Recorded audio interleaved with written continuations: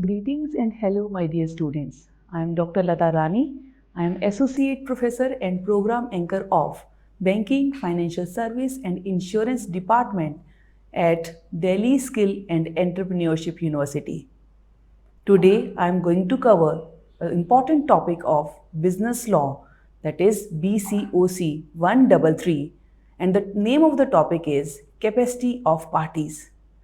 Now, when we talk of who is competent enough to enter into the contract as per the Indian Contract Act 1872, we have to adhere different provisions, clauses and amendments under the sections. When I speak the word capacity, it means that the person or institute or group of persons are capable to enter into a legal contract. Now, you must be seeing the slide which is there in front of you. So here, there are many happy faces, but one face is quite sad, or you can say the person is not very happy. Others are joyful. Now, when we talk of our business and its growth, contracts are very, very important. Contract is visible in every sense of life. So, when we talk of the people who are joyful, who are looking as happy, they are those who are eligible to enter into contract. And the one which is having sad face is those, that is, he or she is not able to enter into the contract. How we are going to decide the ability of a person to enter into a contract? So my lecture is going to cover these things in detail with a minute provisions discussion as well as the case studies as examples. So capacity of parties is defined as the person or the group of people who are competent, who are eligible to enter into the contract. And the one who are not eligible by the law, they will not be able to create a contract. And if they create the contract, then in that case, that contract is considered as invalid contract. So you must have understood what is valid contract and what is invalid contract. Valid contract, which is approved by the law, where parties have a right to sue and to be sued. Whereas if we are creating a contract by breaking or violating the provisions of the law, in that case, we are not liable to be sued or suing the others. So, the risk, the loss is there in terms of contract compensation. Now, in order to understand it in a detailed manner, let us move ahead. What does capacity of party mean? Capacity of party means, or it refers to, each party who is going to enter into a contract. So that capacity is actually reflecting the ability part of the parties, competence part of the parties, skill part of the parties, and thereby making it as capacity. Lawfully, we are considering competence. So ability plus competence plus skill is equal to capacity. So when we say ability, it means the person who is entering into a contract with another person, with another firm, with another company, they are able to perform those duties. They are able to perform those obligations. So this is what ability is. So if I am going to a bakery shop, I am expecting a pastry from the shopkeeper. Ability is that that person is able to provide me pastry. So my offer for the pastry and his acceptance for giving me the pastry is part of ability. I hope ability is clear. So ability is something which is under my purview. So if I'm going to a bakery shop and I'm asking rice from the shopkeeper, then my offer in terms of proposal will not stand valid because bakery shop will not be able to provide me rice. Generally, he or she is supposed to provide bakery items. So this is what? Ability. So ability is what is being able to have consideration. Second I have spoken is, that is competence. So both parties who are entering into a contract must be competent enough to make a contract valid. So competency is generally a term which is used in KPOs. Now business is either run as business process outsourcing, BPOs, or KPOs, knowledge process outsourcing. So knowledge process outsourcing requires competence. So if you are going to a doctor to consult him or her for your disease, doctor may be competent to understand your disease. He or she may be able to deliver the solution of that disease. So competence is, that is your background in terms of your qualification. Third I have spoken is skill set. Skill is something that you are practicing it. So capacity is equal to ability plus competence plus skill set. So when these three components are present in a contract, then those contracts are valid as per Indian Contract Act 1872.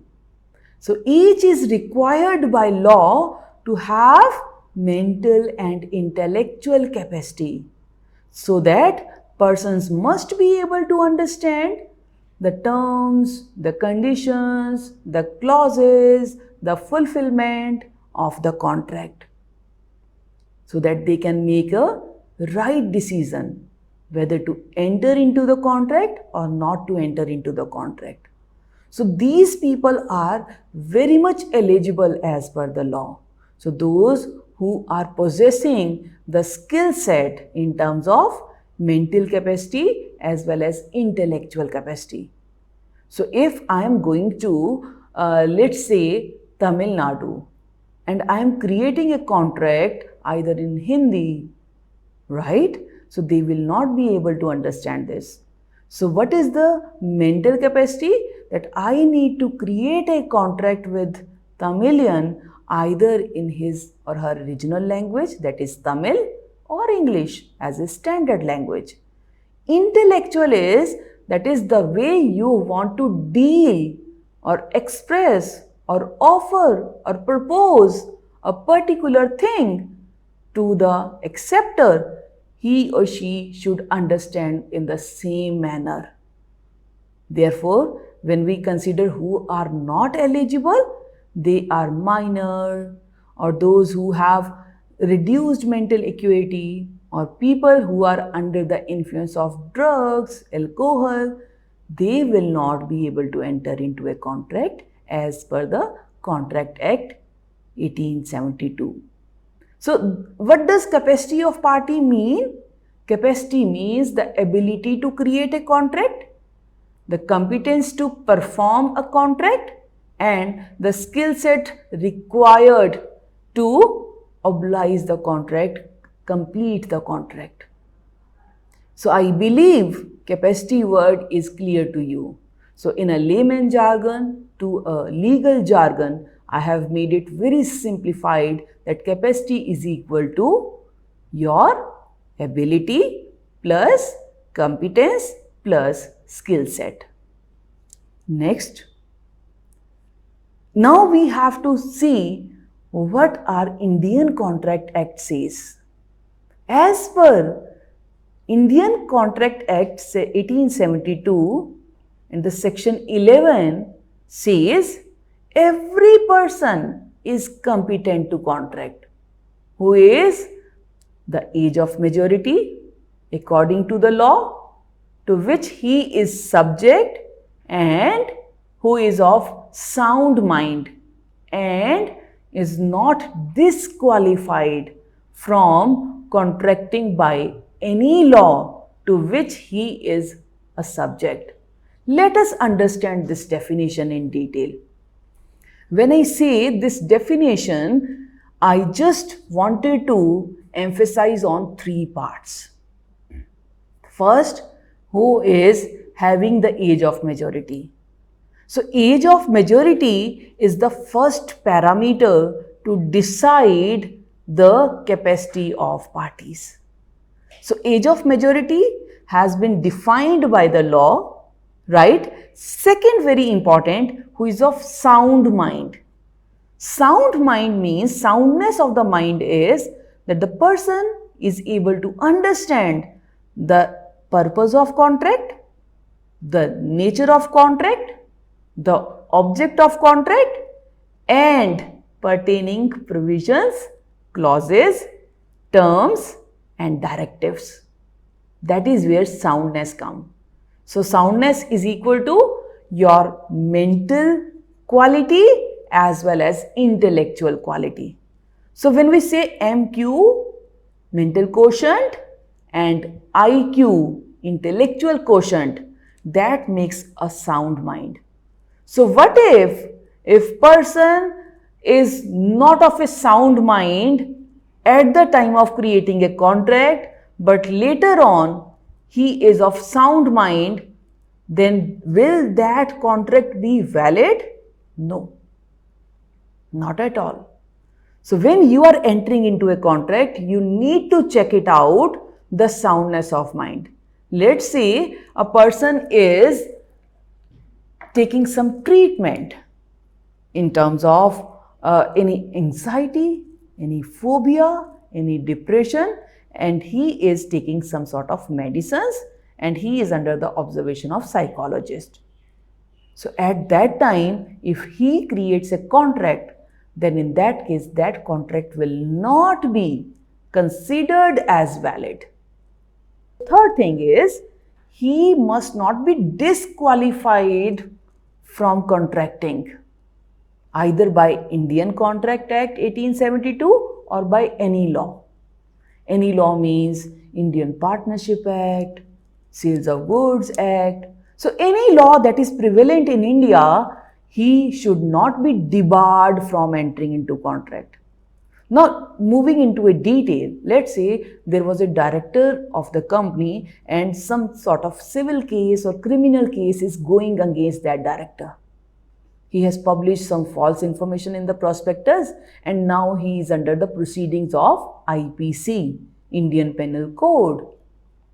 In that case, that director, till the time the judgment does not come, will not be able to enter into any contract.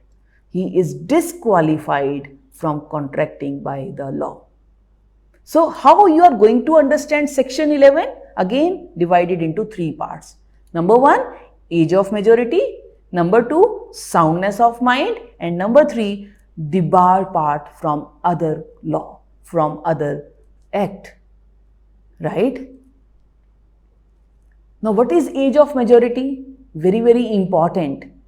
When we say age of majority, it is defined as under the section 3 of Indian Majority Act 1875. Every person who is citizen of India attains the majority the moment completes his 18 years of age. Like we are eligible to vote once we attain the age of majority. So, you could understand age of majority is when a person attains the age of 18 years. But there are 2 exceptions to this rule. What are those exceptions? If any child who has lost his parents and is under the guardianship of any court, maybe district court, maybe high court, maybe Supreme Court, under that clause, his age of majority will be treated as 21 years, not 18. So this is number one. Otherwise, if it is a normal case where the guardianship is not there, then in that case, person attains the age of majority the moment he or she is of 18 years of age. So that is where the rule of 18 years apply. Where rule of 21 years apply? It is number one, when the child has lost his parents, her parents, and the property and the custodian is either the court. In that case, the age of 21 rule will apply. So at that case, he will not be a major even if he or she attains 18 years. They have to complete their 21 years of age to attain the age of majority, right? Who can enter into a contract? Again, very, very important. From the definition, we have understood that those people who are attaining the age of majority, number one, who have sound mind, number two, and who can contract because they are qualified under the contracting law. They are not debarred by the law. They are the ones who have been allowed to enter into the contract. So as such, these three set of people can enter into a contract, and these contracts will be treated as valid contract. So capacity of the party in terms of age of majority, in terms of soundness of mind, and in terms of qualification by the law, they are eligible, right? These people, like, they are the prerequisites of each of the contract. Now many of you must have a question, what if person is of sound mind and not cross the majority age? Will that person be eligible to enter into a contract? No. All these three conditions must be fulfilled to enter into a contract, to make a contract valid, right? So these people are eligible to enter into a contract. What if any of the condition is not fulfilled? In that case, they are not treated as part to enter into a contract. So all these three conditions must be fully adhered, complied, and satisfied of.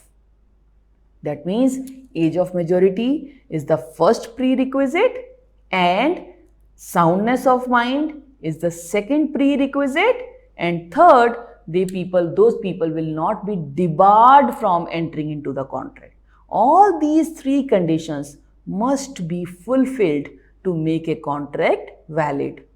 What if any of the condition is not fulfilled?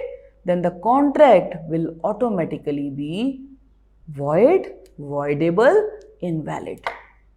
Now first we are going to understand whether minor can enter into a contract. Who is a minor? So when we talk of minor, minor is treated as infant in the eyes of law. Like I mentioned, under section 3 of Indian Majority Act 1875, the person who attains the age of majority, who attains the age as 18 is treated as major, and the person who has not attained the age of majority is treated as minor. So minor is a one who has not completed his or her 18 years of age. So with those people who are less than 18 years of age will be considered as infant or minor. Now you must be relating it to this. There are different channels who are promoting different kind of skill set, talent of minors. For example, we have witnessed different dance shows, different singing shows that are live telecast on different channels. So whether channel is creating a contract with a minor to perform or to say him to perform on the stage? No. They have been created a contract with the minor under the able guidance of their parents. So as such, channel and parents have a contract whereby minor is performing. So those contracts are valid. If any minor is entering into a contract without the guarantee part of their parents, guardian or legal heirs, in all these cases, the contract with the minor is not valid. So who is a minor in the eyes of law? Minor is a person who has not attained the age of 18 years. Now again, we are going to discuss position of a minor. Any person who has not attained the age of majority is a minor. So when I say this, I mean to say either the person who is not the age of 18 years cannot enter into a contract. So that contract is void ab initio. Void ab initio means the contract is null and invalid from the beginning. So no one can sue to the minor for the compensation, for the loss, for the sufferings, for the necessities. So those kinds of contract when you are creating with a minor, just with a minor, then those contracts are void ab initio. That means that contract is null from the beginning. Now state provides that the minor with civil and criminal immunities. In addition to this, it takes the custody of well-being and property of the minor. These immunities do not let the minor to enter into a contract. So if minor enters into a contract knowing his incapability, then such contract shall work independently of any contract. That means if any minor says that he or she is a major and the person who is entering into a contract does not check the date of birth, does not take the proof of this, then minor has shown himself or herself as major. Still, he will be treated as minor. So those kinds of contract are at the risk of the person who is entering into a contract with the minor. Minor's agreement, you need to understand, and I would be briefing out these points in details also. But again, when you are creating a contract with minor, it is void. It is completely void. That means no one can make the contract valid or voidable. You know, we have three sets of contract: valid contract, void contract, voidable contract. So you all must know that valid contract is the one who is created as per section 10 of Indian Contract Act 1872. That means the contract is valid as that is fulfilling all those requirements. Void contract is that has no value, that has no base, that has no compensation factor, that has no suing rights. You cannot challenge the minor in the court. You cannot knock the door of the court for the compensation. Agreement with minor is completely void. Third set of contract is voidable. Voidable contract is the contract which may be valid or void at the option of aggrieved party. That means if something party wants to challenge, then it is void, otherwise it is valid. So if in any chain snatching incidents, if there was a lady who is going on a walk, chain has been snatched by the snatchers, in that case, if lady reports for such incidents, then the contract is void. Otherwise, if she keeps mum, if she does not speak up, contract will be treated as valid. So agreement with minor is a void. Second, minor can be a beneficiary. Like I gave you the example of different channels promoting minors' talent, singing, dancing, right? So they are receiving the reward. They are being paid some amount. So in terms of their talent, they are getting the benefits. That contract is valid. Minor can be a promisee or a beneficiary. So he or she can receive the rewards, compensations, benefits. Third is his agreement cannot be ratified by him on attaining the age of majority. Very, very important. Now, in order to understand this point, I'll be giving you one example. Let's say my son is 17 years and 9 months. He is going to be 18 after 3 months. So he has created a contract with a channel on the assumption that I am major, right? He has shown himself as major. But there are 3 more months left. When in that case, so the period which is 3 months left will not be ratified the moment he attains the age of majority. So old contract created with a minor cannot be converted into the same contract even if person attains the age of majority. Right? So if somebody says I am major, I am going to be major in days to come, in months to come, the old contract will be void. Yes, the new contract which is created between two parties at the age of majority is valid. So even if there is a difference of few days to some months, the contract will remain void. It will not be converted at the age of majority. No. Void contract created during the age of minor will remain the age of this. That will not be created at the age of majority. So this is something where minor contract will remain void and that can never be valid even if the person attains the age of majority. I hope this point is clear. So contract created with a minor is always void, is always void ab initio. Void ab initio cannot be ratified, cannot be corrected as valid even if person attains the age of majority. Right? Minor can't ask for compensation. No, you cannot challenge any minor for the compensation. You cannot ask for the compensation from him.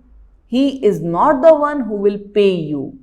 Yes, minor as a partner for benefits is right contract, is valid contract. So you need to understand if minor is at the receiving end, either in terms of promisee, beneficiary, compensation, rewards, then those contracts are valid. If minor is at the paying capacity, paying end, no, these contracts are void. So law is very valid from the angle of minor. Minor has been given these rights. He can be an agent. So, but when you create any agreement with the minor, it is void. He can be an agent in terms of receiving the commission, in terms of receiving the salary from the principal, but he is not a partner or agent or promisor for the compensation. He is always there with the benefits angle. He can be agent, he can be promisee, he can be beneficiary just for the receiving end. So when it comes to make the payment by the minor, all those contracts are void ab initio. That means they are not valid, right? This is the minor's agreement. So we have discussed the position of minor in terms of creating a contract. Now I would like to conclude my session that we have understood what is capacity. That is, capacity is equal to, like you guys are familiar with the formulas, it is ability plus competence plus skill. So we have understood capacity in a detailed manner. Then who are capable to enter into a contract? All those three people.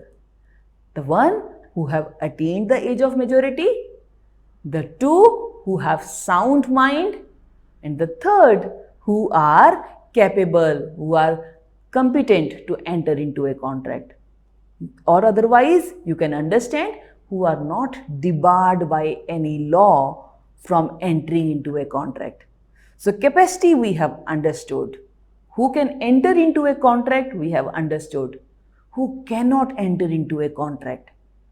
It is implied any contract with a minor is not valid.